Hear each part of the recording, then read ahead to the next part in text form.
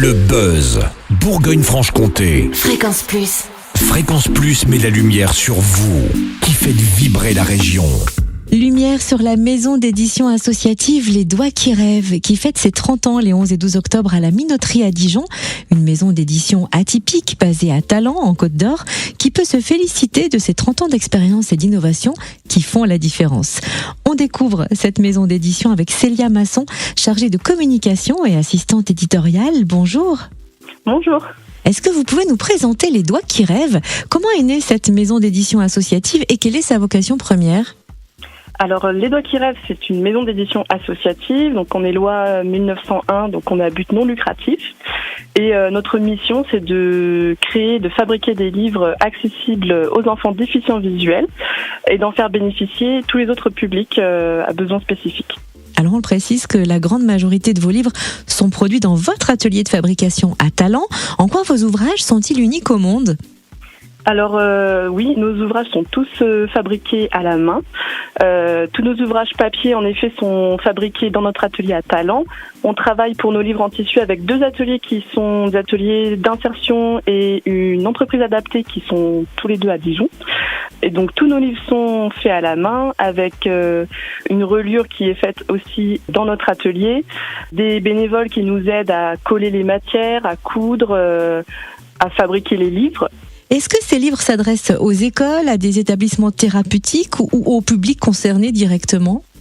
Alors, tous nos livres s'adressent déjà dans un premier lieu aux enfants aveugles ou malvoyants, donc qui sont le premier public concerné par nos livres, parce que tous nos livres ont du braille, des gros caractères, des illustrations tactiles.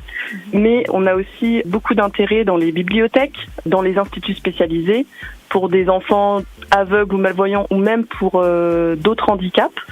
Ça peut être des déficiences cognitives, intellectuelles, voilà. Donc il y a un intérêt aussi en dehors de la déficience visuelle. Et c'est des livres qui sont fabriqués pour tous les enfants. Donc c'est-à-dire qu'on a quand même une volonté de lire en partage, donc que un livre dégage le même plaisir pour un enfant malvoyant et un enfant voyant. Voilà. D'où votre nom charmant d'ailleurs, Les Doigts qui rêvent.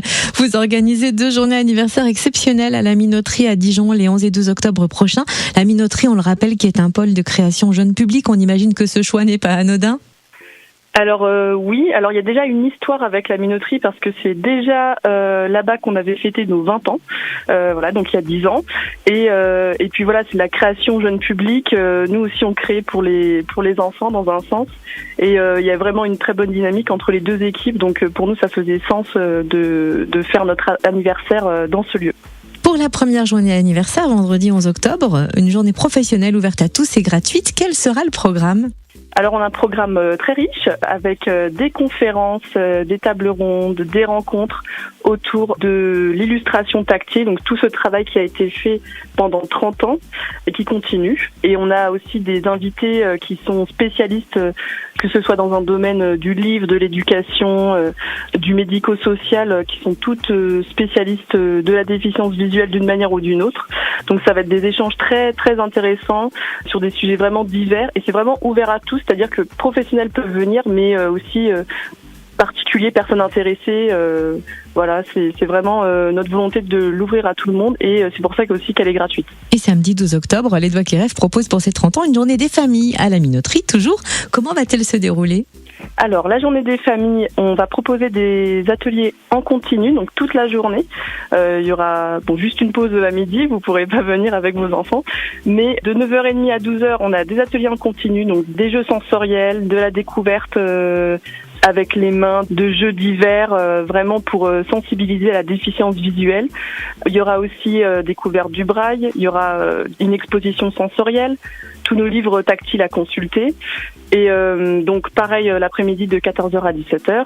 Et sur aussi cette journée, il y aura des ateliers sur inscription. Tout est gratuit, il faut simplement s'inscrire à l'avance auprès de la Minoterie, avec notamment des artistes qui ont travaillé avec Les Doigts qui rêvent, donc Claire Zucchelli-Romer, Laura Catabianchi et Fanny Pajot.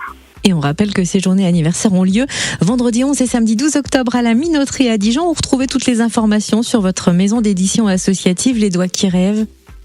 Vous pouvez nous retrouver sur notre site internet, donc ldqr.org, comme les doigts qui rêvent, ou nous suivre sur nos réseaux sociaux, Facebook, Instagram, et aussi vous abonner si vous le désirez à notre newsletter mensuelle. Merci infiniment Célia Masson, chargée de communication et assistante éditoriale de la maison d'édition associative Les Doigts qui rêvent à Talent en Côte d'Or, qui fête donc ses 30 ans. Merci. Fréquence Plus, replay. C'était le Buzz Bourgogne-Franche-Comté sur Fréquence Plus.